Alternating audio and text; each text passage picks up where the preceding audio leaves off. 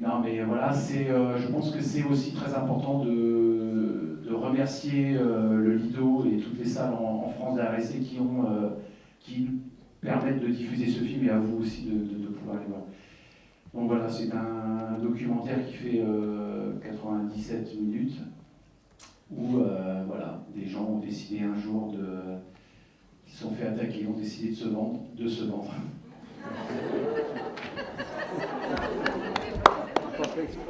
De vendre chèrement leur peau pour se défendre et ont décidé de s'organiser. C'est une organisation, c'est pour ça que tout à l'heure, parler de lutte exemplaire, c'est pas forcément par rapport au résultat, parce que le résultat, il est comme les 3/4 des entreprises qui ferment, il n'est pas vraiment glorieux.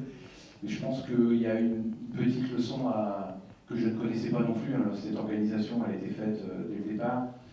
Et je pense qu'il y a un petit truc qui fait que moi, j'aimerais bien que demain, quand on me demande comment il faudrait faire pour améliorer la société, moi je pense qu'il faudrait carrément la foutre en l'air et la changer. Et si cette lutte, la forme de cette lutte, la façon dont elle a été organisée, j'aimerais bien que la société, elle ressemble un petit peu à ça. Voilà.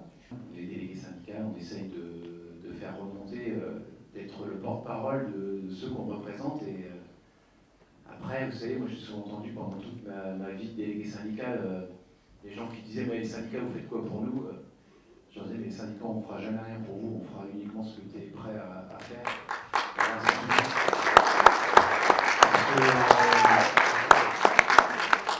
Voilà, on est des porte-parole, et si on est des porte-parole de pas de parole, on est des porte-parole de rien. Voilà. On nous dit aujourd'hui c'est dur, la crise, machin, enfin, les plus gros acquis sociaux qu'on a acquis, c'est après la guerre, c'est-à-dire dans un pays en ruine, en faillite. Donc on ne vient pas nous dire aujourd'hui qu'on ne peut pas faire un peu plus de social, puisque la France n'a jamais été aussi riche aujourd'hui. Et je parlais du Conseil national de la résistance, ils ont obtenu ça pour une seule raison. C'est que le patronat en face, il a chié dans son ben à l'époque, il a eu l'impression, il a été dans la situation où il avait l'impression qu'il allait tout perdre. Ils avaient tellement collaboré avec les Boches à l'époque qu'ils pensaient qu'ils allaient se faire lyncher. Et voilà pourquoi ils ont lâché à l'époque. Et aujourd'hui, tant qu'on ne les mettra pas dans la même position, c'est-à-dire de leur donner l'impression qu'ils vont tout perdre, même 5% ne les lâcheront pas. Et je pense qu'il va falloir, il y a du boulot, il y a du pain sur la planche. Chaque lutte a sa vérité que chaque combattant connaît, et voilà, je pense qu'il n'y a pas de comparaison à faire. Je pense que l'exemple, il est dans la fabrication de cette lutte. Je pense que c'est des gens qui se sont organisés. Je pense qu'on ne peut pas lutter sans s'organiser. Parce que si on ne s'organise pas, c'est des divisions, les autres s'en servent en face. Ils ont tout essayé. Ils ont essayé de parler de tous les moyens, d'essayer de diviser. Et le fait qu'on ait fait ces assemblées générales tous les jours, qu'on ait fait des comités de lutte, tout le monde pouvait y participer. Syndiqués, non syndiqués, tout le monde pouvait venir, tout le monde pouvait donner son avis. On s'est organisé. Il y en a le petit blond au départ qui est en haut, c'est un cadre, lui. C'était un cadre et qui s'est complètement transformé. On a vu des gens, moi j'ai été sidéré. Il y a des gens pour qui j'aurais pas mis un centime, mais qui ont été là du début jusqu'à la fin. Des gens pour qui les mecs ouvraient leur gueule toute l'année, mais qui étaient prêts à tout casser, qu'on n'a jamais vu.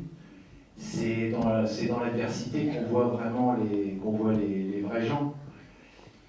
Et par rapport aux directions syndicales, elles aiment bien prendre la place, discuter pour les autres, enfin, aller à l'Élysée pour montrer qu'ils savent discuter, qu'ils sont bien, qu'ils sont gentils.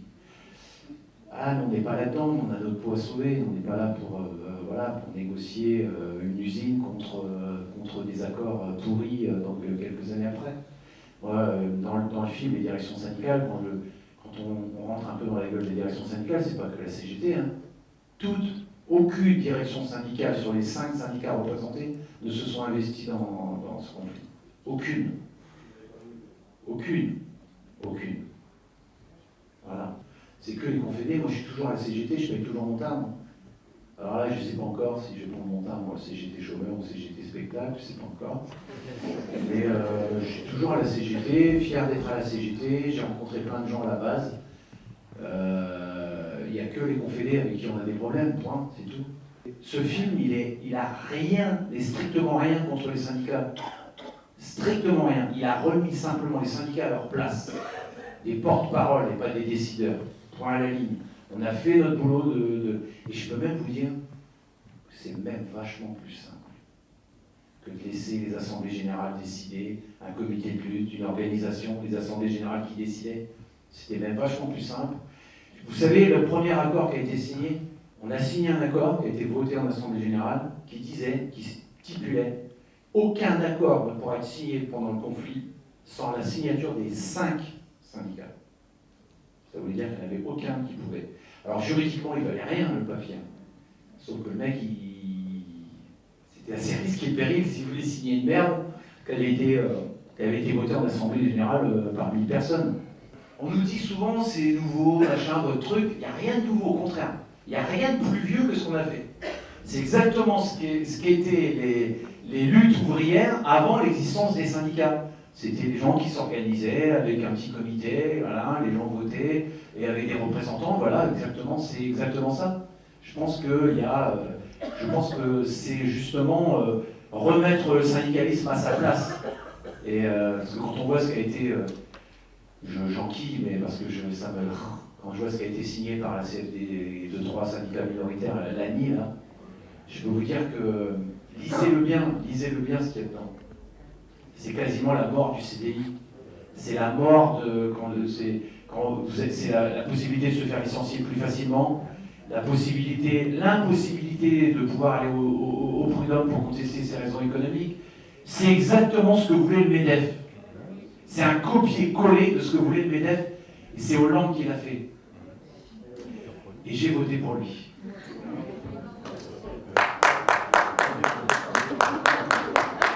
Moi, je crois plus qu'à la révolution et à l'insurrection, parce que c'est plus possible. Il faut changer cette société. Et c'est pas en confiant notre peau et des mecs comme ça qu'on va y arriver, quoi.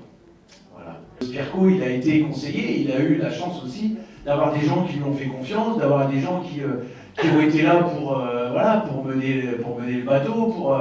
C'est un collectif, mais avec une personne qui, avec le sage, comme dans la famille, le grand-père ou l'arrière-grand-père qui a les connaissances, qui explique à son fils ou à son petit-fils comment va la vie. Après, le petit-fils, il fait ce qu'il veut, il écoute pas.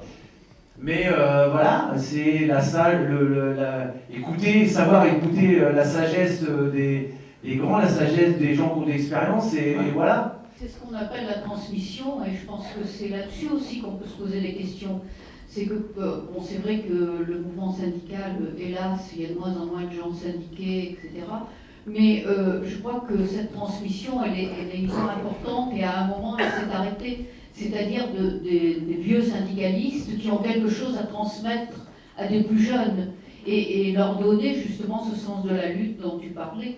Tu vois, moi, je trouve que c'est... Et ça s'est pas fait suffisamment, cette transmission. Mais elle s'est faite avec vous.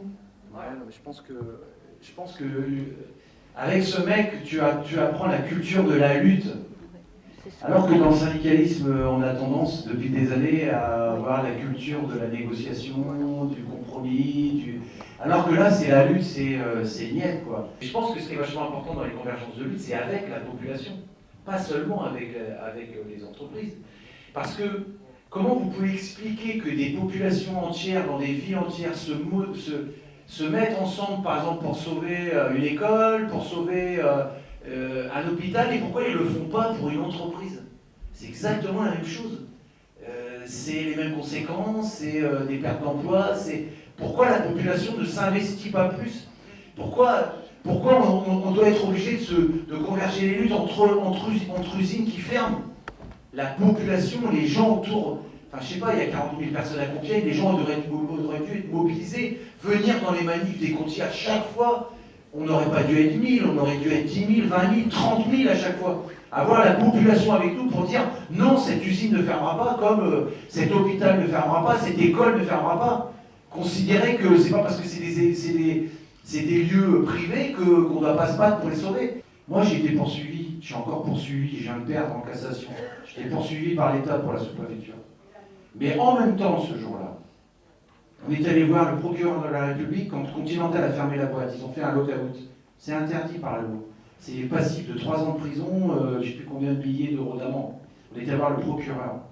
Il pouvait appliquer la loi, il pouvait mettre le dirigeant Continental devant les tribunaux. Et oui, mais la loi, elle est applicable par qui?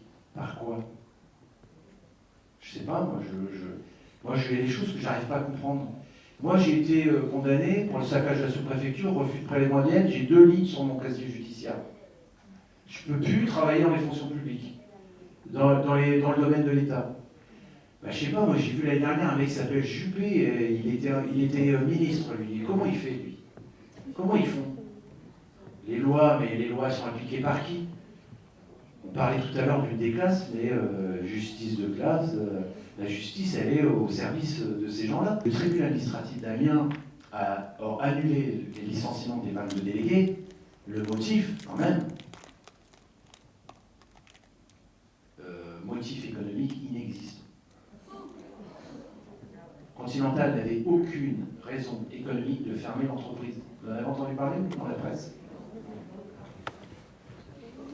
Aucune raison économique de fermer. Mais la loi, elle est simple. Faire exactement le contraire de ce qu'ils ont fait. C'est-à-dire de donner la possibilité aux salariés de contester les raisons économiques de leur licenciement avant d'être licenciés. Pas 4 ans après. Ça ne sert plus à rien. On essaye de vous expliquer que les gens, ils bougeront leur cul le jour où ils auront tout à perdre. Ils auront tout perdu. Mais le système capitaliste, il a fait en sorte de faire penser aux gens que même quand il leur reste un écran plat à 5 ans et une vieille bagnole à 10 ans, ils ont encore l'impression qu'ils ont tout à perdre. En n'ayant plus que ça, plus rien. Alors que les vraies valeurs, c'est les valeurs humaines. Quand on parle de tout perdre, c'est les valeurs humaines, c'est la famille, c'est la santé, c'est les amis, enfin c'est tout ça, c'est tout ce que le fric ne peut pas acheter. Le bonheur, pas le plaisir, le bonheur, c'est ça le bonheur. Et je pense que c'est là-dessus qu'il faut rebaser les choses. Malheureusement, on en est loin, mais vous savez, j'entends toujours des gens qui me disent, et j'ai eu un exemple, je ne me souviens pas de l'entreprise, les gens me disent oui, quand est-ce que les gens vont bouger? Là, quand on entend dire on est prêt à l'insurrection, machin, on se dit, il y a des gens qui ricanent, qui disent on en est loin. Et un jour, il y a un gars qui m'expliquait, ils étaient dans une entreprise, il y avait 500 personnes, et le patron, il leur a tout fait. Baisse de salaire, augmentation du temps de travail, prime diminuée, casse-croûte passer de 30 minutes à 15 minutes. Les mecs ont tout accepté pendant des années, sans rien dire, sans jamais faire grève. Et un jour, une fin d'année, le patron il a voulu les remercier pour ne pas avoir eu d'accident de travail pendant 2 ans, il leur a offert un porte-clés. Les mecs se sont mis en grève, ça a duré 7 semaines. Et ils ont tout demandé, augmentation de salaire, c'est ce petit porte-clés à la con, au moment où personne ne s'attendait, que la foudre est partie.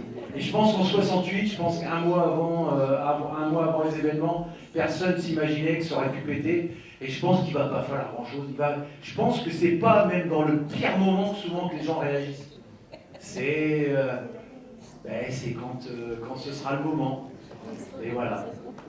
J'entends toujours mon pote Bob Siné, que je rends toujours hommage, il n'est pas très bien, et avec qui j'ai fait quelques foires et j'ai bu quelques bouteilles, et souvent à la fin des foires, et qui me disait toujours en pleurant, Xavier, en pleurant, cette putain de révolution, je la verrai jamais. Ben, j'espère qu'à son âge, je ne serai pas en train de pleurer en disant putain, en disant aux collègues, cette putain de révolution, je la verrai jamais. J'espère qu'on la verra tous et puis qu'on arrivera à offrir à nos enfants une société digne. Voilà.